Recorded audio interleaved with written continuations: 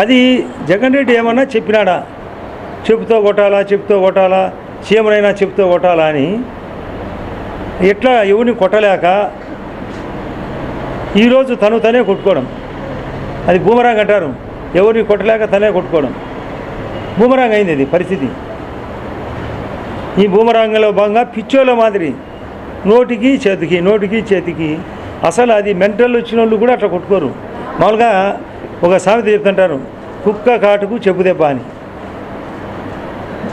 అది కుక్క ఏమైనా కరిచిందా అని, ఎర్రి కుక్క ఏమన్నా చెప్పుతో కొట్టుకునేదానికి, లేదంటే దయ్యం ఏమైనా పట్టిందా?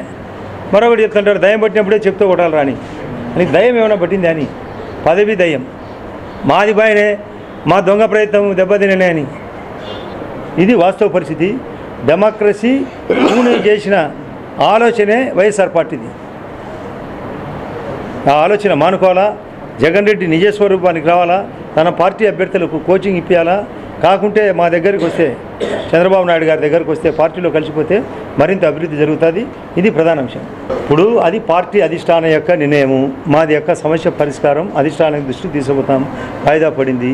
చర్యలు ఎవరు తీసుకోవాలా, ఎక్కడ తప్పు జరుగుతుంది, ఎవరు ఎంకరేజ్ చేసినారు, ఇలాంటి పైన నిఘా జరుగుతుంది. నిఘా జరిగినప్పుడు ఆ చర్య చంద్రబాబు నాయుడు గారు అధిష్టానం యొక్క ఆలోచన ఈరోజు కూడా ఫోన్ చేసి చెప్పినాడు, ఎందుకు కానీ జరిగిందని అంతా చెప్పినప్పుడు ఆయన కూడా చాలా సంతృప్తి చెందడం, దానికి తగ్గట్టుగా ఆలోచనలో భాగమే ఈ ప్రెస్ కూడా మీట్ పెట్టాము. ఎందుకు ఇది వాస్తవం.